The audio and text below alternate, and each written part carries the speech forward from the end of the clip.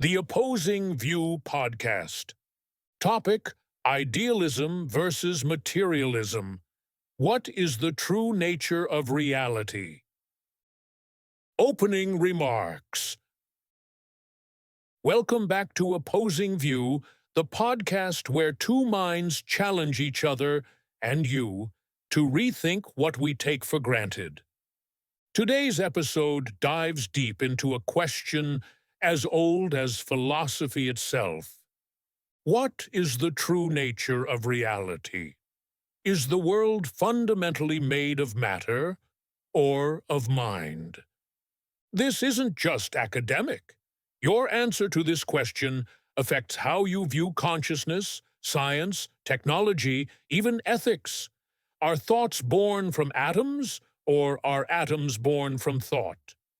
Joining us are two experts, both lifelong researchers and both convinced the other is wrong. Introducing the experts.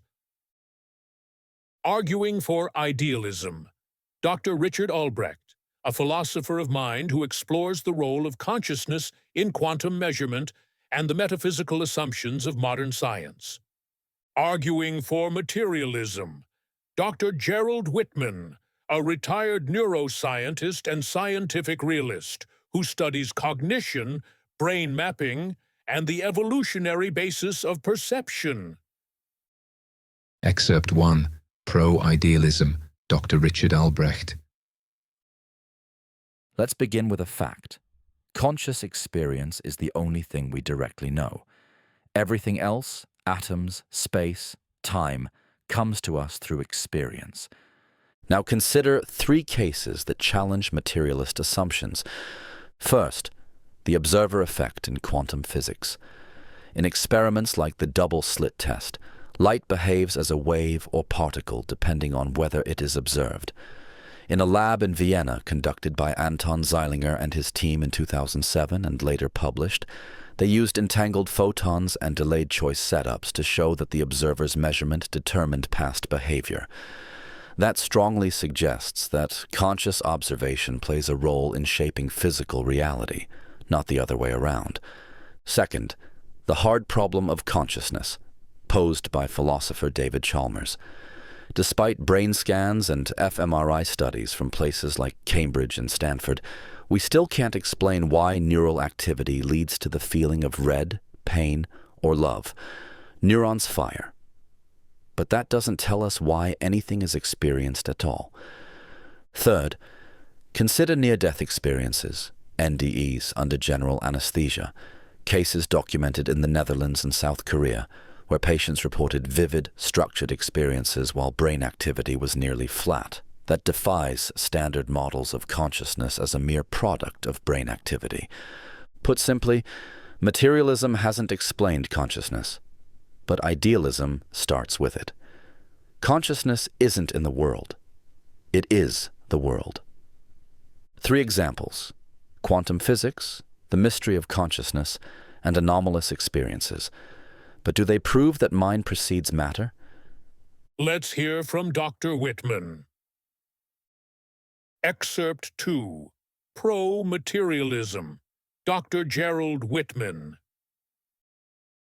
Dr. Albrecht paints an elegant picture, but elegance is not evidence.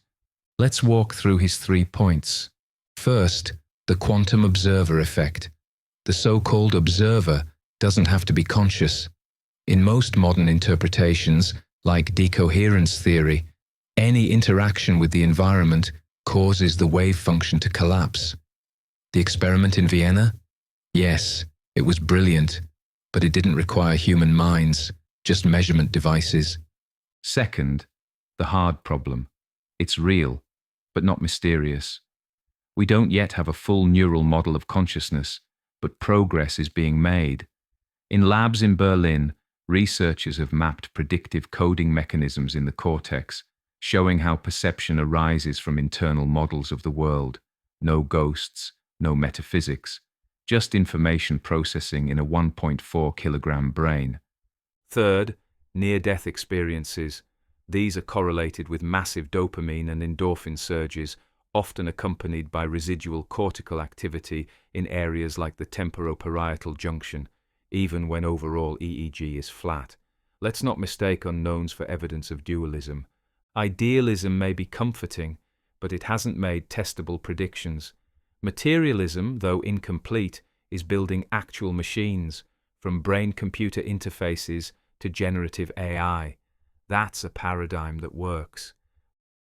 Rebuttals. Two sharply different lenses on the nature of reality. Let's now hear how each expert responds directly to the other's claims, in the same order. Rebuttal 1. Dr. Albrecht responds. Dr. Whitman's defense of materialism reflects a common strategy. Describe observable mechanisms and assume that's enough. But let's look closer. Take the quantum measurement problem. He cites decoherence. Yes, that explains why quantum systems lose superposition when interacting with the environment. But decoherence doesn't explain collapse.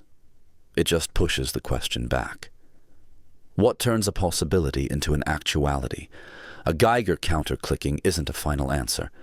It's just another link in the measurement chain. Until a conscious observer records or interprets the result, the system remains ambiguous. That's not mysticism. It's a known open question in quantum foundations. Now to consciousness. Predictive coding, Bayesian models. Yes, they simulate how brains filter sensory data, but they only describe input-output relationships. No neuroscientific model has ever made experience itself emerge from equations. I'm not saying neurons don't matter. I'm saying we have no clue how firing patterns become felt experience. And regarding near-death experiences, the argument that some residual activity remains is weak.